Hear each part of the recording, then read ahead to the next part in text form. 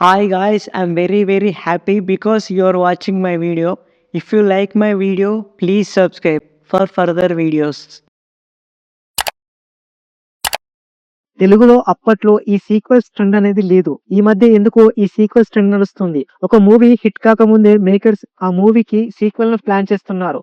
Baahubali part 2 ముందు వరకు తెలుగులో పెద్దగా సీక్వెల్స్ ఏమీ లేవు. కానీ దాని తర్వాత కేజీఎఫ్, పుష్ప మూవీస్ కూడా పార్ట్ 2 తీయడంతో చాలా మంది మేకర్స్ కూడా సీక్వెల్ తీసేందుకు ఇంట్రెస్ట్ చూపిస్తున్నారు. అప్పట్లో ఈ సీక్వెల్ ట్రెండ్ స్టార్ట్ కాకముందు రీమేక్స్ ట్రెండ్ ఉండేది. కానీ ఇప్పుడు మేకర్స్ ఒక మూవీని రీమేక్ చేస్తుంటే ఆ ఒరిజినల్ మూవీ ఏంటో తెలిసి ఆ మూవీని తెలుగు ఆడియన్స్ ముందే చూస్తున్నారు.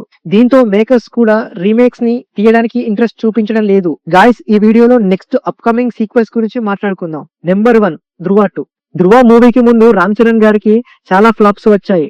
ధృవతో రామ్ చరణ్ గారు సెకండ్ ఇన్నింగ్స్ స్టార్ట్ చేశాడు. ఈ మూవీ తమిళ మూవీ తనై ఒరువన్ కి సీక్వెల్ అని మనందరికీ తెలిసిందే. ఆ మూవీ డైరెక్టర్ మోహన్ రాజా గారు తనై ఒరువన్ కి సీక్వెల్ గా పార్ట్ 2 స్క్రిప్ట్ మొత్తం కంప్లీట్ చేశారంట. తమిళ్లో జేఎం రవి గారితో పాటు తెలుగులో రామ్ చరణ్ గారికి కూడా స్టోరీ నేరేట్ చేశారు. మన రామ్ చరణ్ గారికి కూడా స్టోరీ బాగా నచ్చిందంట. అండ్ ధృవగా ఒక్కసారి ఉండడమే నా అదృష్టం అని మోహన్ రాజా గారితో రామ్ చరణ్ గారు చెప్పారంట. ధృవ 2 మూవీకి సంబంధించి అంతా సెట్ అయిపోయింది. మూవీ తీయడానికి టైం రావాలి, కానీ ధృవ సీక్వెల్ తీయడానికి నేను రెడీగా ఉన్నానని మోహన్ రాజా గారు చెప్పారు. నెంబర్ 2 సుడిగాడి 2. ఆ ఒక్కటి అలక్కు ప్రెస్ మీట్ లో మీ మూవీస్ లో ఏ మూవీకి సీక్వెల్ చేయాలని అనుకుంటున్నారని అల్లరి నరేష్ గారిని క్వశ్చన్ అడిగితే ఆడియన్స్ సుడిగాడు అని అరిచారు. సుడిగాడు 2 స్క్రిప్ట్ ప్రాసెస్ లో ఉందని నెక్స్ట్ ఇయర్ మీ ముందుకు తీసుకొస్తామని చెప్పారు. సుడిగాడు 2 లో యాక్ట్ చేసే యాక్టర్స్ గురించి కానీ డైరెక్టర్ గురించి కానీ ఏం డీటెయిల్స్ చెప్పలేదు. మరి అల్లరి నరేష్ గారి కెరీర్ లోనే అంత మంచి సినిమా అయిన మూవీకి సీక్వెల్ గా వస్తున్న సుడిగాడు 2 ఆ రేంజ్ లో ఎంటర్టైన్ చేస్తుందో లేదో చూడాలి. నెంబర్ 3 రెమో 2. సూర్య గారు గజనీ మూవీతో టాలీవుడ్ లోకి ఎంట్రీ ఇస్తే శివకార్తికేయన్ గారు రెమో మూవీతో మంచి మార్కెట్ ఫామ్ చేసుకున్నాడు.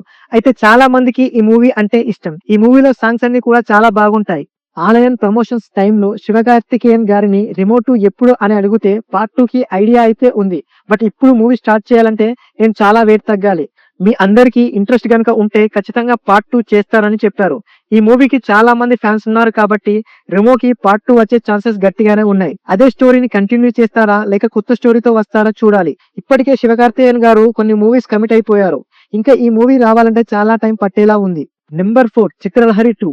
సాయి ధరమ్ తేజ్ గారి కెరీర్ లోనే ఆడియన్స్ కి మెమరబుల్ ఫిల్మ్ చిత్రలహరి. ఆయన కెరియర్ లో చాలా ఫ్లాప్స్ చూస్తున్న టైంలో మంచి హిట్ ఇచ్చి సాయి ధరమ్ తేజ్ గారిని పుష్ చేసింది. ఈ మూవీ పార్ట్ 2 కి మంచి పాయింట్ ఉందని కిషోర్ తిరుమల గారు సాయి ధరమ్ తేజ్ గారికి చెప్పారంట.